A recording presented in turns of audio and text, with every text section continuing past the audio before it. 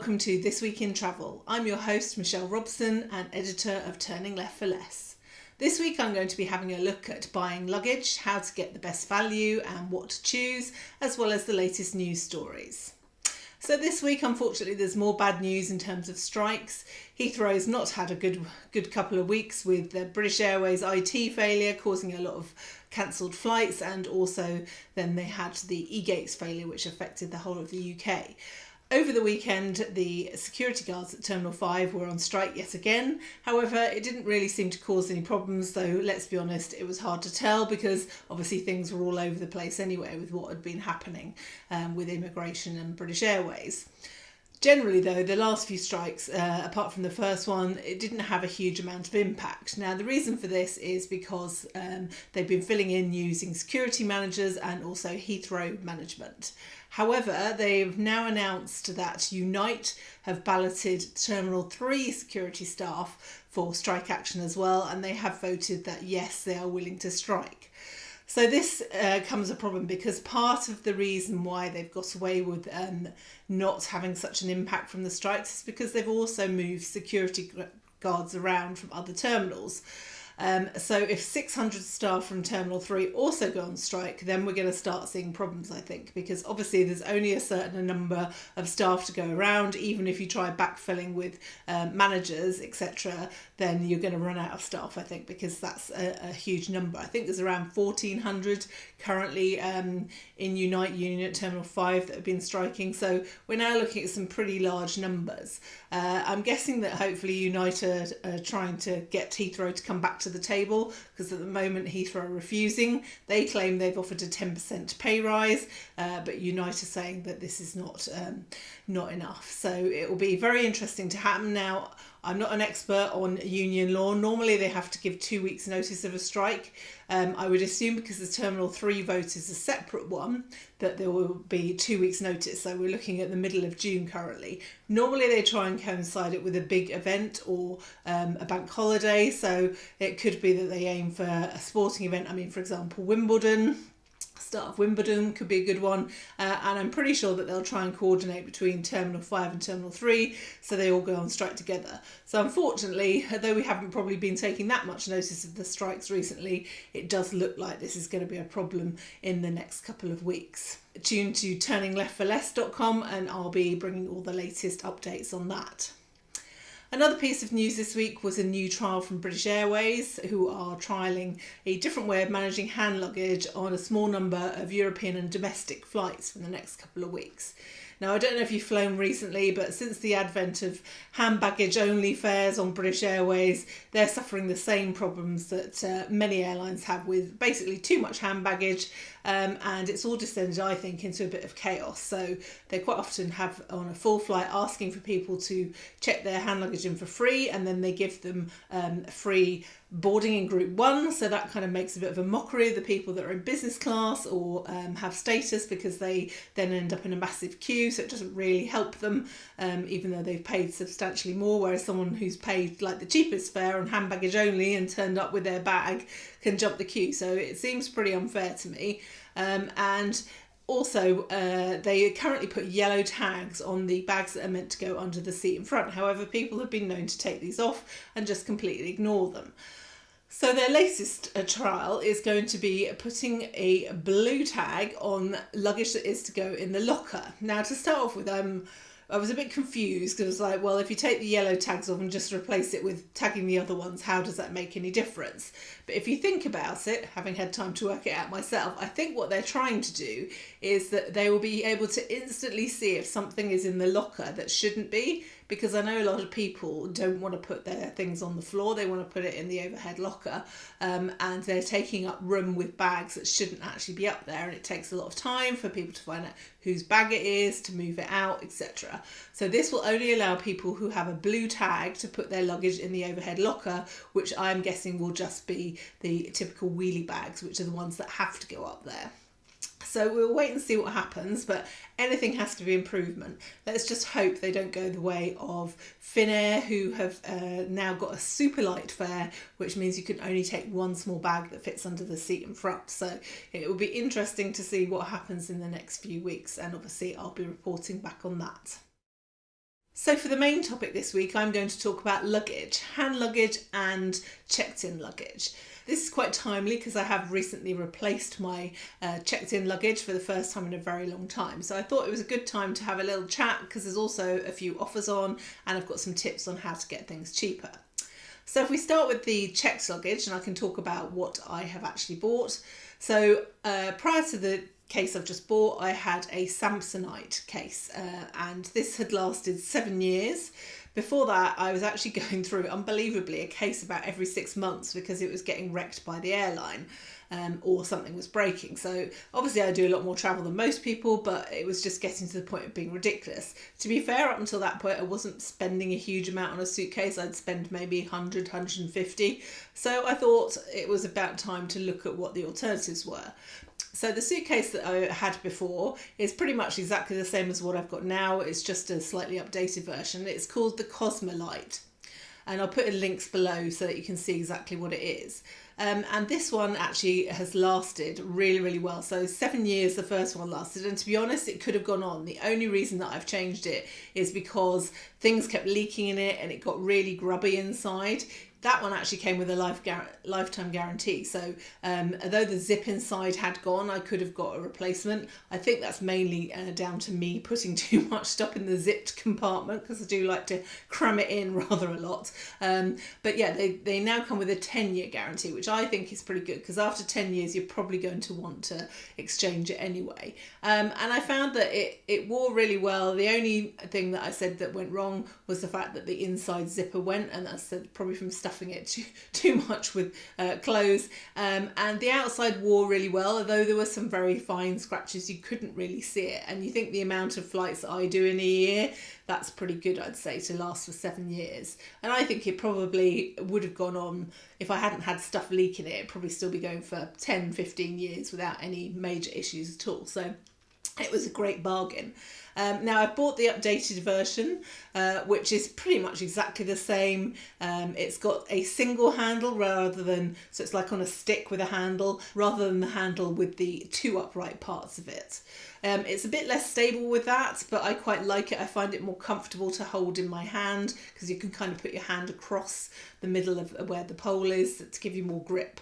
However, it's not, I'd say, as stable for like when you're trying to wheel it on 2 wheels. It's probably, if you think you're going to use that a lot, it'd be better probably with the one with the different handle. So in terms of weight, this is what I really love about it. It is so lightweight. If you look on the Samsonite website, it's actually called C Lite now, but originally it was called C Lite. And the weight of it is quite astonishing. It only weighs 3 kilos, just over 3 kilos for the kind of what I say normal large sizes. They grade it slightly differently, but the next one up is still way under 4 kilos. So really lightweight, and they're called expandable, but not expandable in the way that you'd expect with an extra set of zips. Somehow this amazing lightweight material actually seems to expand, and I've never not got everything in. Sometimes I might have had to sit on the case, but I've never had a problem with the zip busting open, and I've always managed to cram a lot into it. So it is definitely great for people that want to go and buy a few things and don't want to have to worry about, is it all going to fit in the case? So it's incredibly lightweight, it's very, very durable, and it's expandable. And I just think, what more could you want? I think they look really nice as well. They've got a slight sheen to them. They come in, I think, 5 different colours. I've got the dark blue one, which I think looks really smart. The only thing I'd say is a lot of people do have them. So if you do buy one, I'd suggest getting something on it, like a luggage strap or a ribbon or something that identifies it, because you do see quite a few of them because they are such great cases. So that's kind of my only tip that I'm going to do on checked luggage, because you know, I'm never going to change from that. I can't see myself ever changing. But I will talk a little bit now about how I got it much cheaper. So the first one I bought in Las Vegas in an outlet store there. So if you go into the US, that's generally the cheapest place to buy them, in one of the outlet stores. However, you can get them over here in the Samsonite outlet stores, and there are quite a number of these. There's one at Portsmouth in Gunwharf Quays, there's one at Cheshire Oaks, and there's also one at Bicester. So there's quite a few dotted around the country, and the price savings can be quite large. So I think generally the recommended retail price is $499 for the one that I've got, and I only paid $358, I think it was. So you can see it's quite a substantial saving. It's exactly the same. You don't get the personalisation that you can get if you went into a Samsonite store, but I mean, for £150, who cares really? So definitely have a look at that. The one at Gunwharf, which is the one that I use, they are really good in that you can text them on WhatsApp and ask what they've got in stock. You can also have a look at the list of what they normally have and then just text them and see if they've got what you want, to save you going there for nothing. So it's really useful shop. Obviously they have lots of different Samsonite products, from backpacks to suitcases like this. So definitely worth checking those out. One little thing that I will talk about just in terms of suitcase accessories is I will talk about a luggage tracker. Now I am going to do a separate thing about what to put in your luggage, things that are really useful for travelling with, and all the equipment that I take with me. So we'll come on to that in a different episode. However, I will just mention air tags. Now these are really cheap, I think. They're £29 for one, and if you buy two, sometimes you get them a bit cheaper. You can get them on Amazon, you get them from the Apple store, and these basically track your luggage. Now they're not infallible, because the problem is they rely on iPhones being nearby or an Apple device being nearby. So if you left your luggage for some unknown reason in the middle of nowhere, the chances of someone finding it by a phone being nearby are pretty slim. But in an airport, you think, how many people are there with an iPhone on them or some sort of Apple device? It's not going to be a problem. So the reason why it's good is if the airline loses your luggage, which unfortunately at the moment the rates of luggage loss are much higher than usual, then you can actually see where it is, because sometimes the problem can be that the airline's lost track of it and doesn't actually know where it is. Or, as happened to me, they had a luggage meltdown at Terminal 5, and I was able to see exactly where it was in the terminal and actually tell them so that they could find it. So it's definitely worth having one just for peace of mind.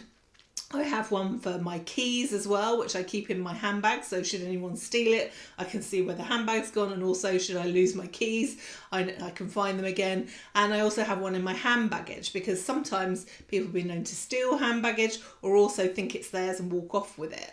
And I did actually have this once on public transport, on a coach, where somebody actually walked off with my hand luggage by mistake. So it's definitely worth considering for the £29, and I'll pop a link below so that you can see it. And you can get some nice little holders for it that you can clip onto whatever you want. I tend to put mine inside the case, obviously, because you don't want, if someone's trying to steal something, them to see it on there. So I tend to clip it onto something I use all the time, like one of my packing cubes or my toiletry bag or something like that, that is always going to be in the case.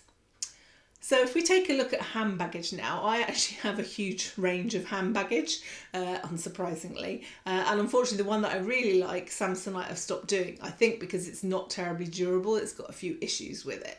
But I'll talk about some of the others that I've tried. Now, another one that I have that I like is by Level 8. The only reason I don't use this more is because it's a little bit more heavy, and quite often I have a lot of things in my hand luggage, so it can make it quite heavy to lift up into the overhead locker. But in terms of design, I think they're great, and Level 8 are a relatively new brand. I've talked about them a lot on the website, and I'll put in the links below. I find them very stylish. They have a great range of different colours, different styles, and they look very modern. They're a bit like Away, I'd say, is the closest thing if you're familiar with their products. But I actually think they're much better than Away, and they're much better priced. So the one that I have is called the Road Runner, and the reason I like this is because it has a front pocket that will actually take a reasonable sized laptop. You know what it's like when you go to security and you're rummaging around, you've got to open your bag, it's a pain. Having that extra front pocket where you can literally just whip your laptop out quickly is so much better. Really like having that front pocket, and you can lock it as well, which I think is really important. So that's called the Road Runner, and that's about £170.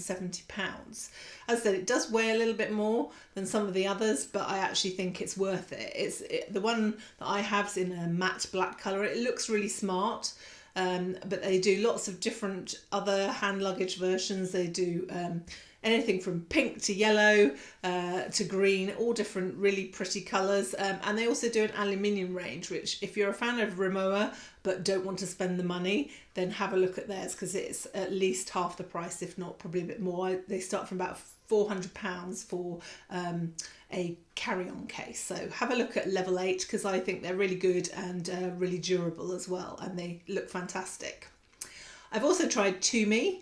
Now this I wasn't that impressed with in terms of the durability of the finish, because the one I had quite a high sheen on it. It's their standard Tigra Lite, which they still sell, and these are hugely expensive. They're like £800 if you buy it from a normal shop. Of course I got mine from an outlet, which makes a big difference, but I really wasn't impressed except with the interior.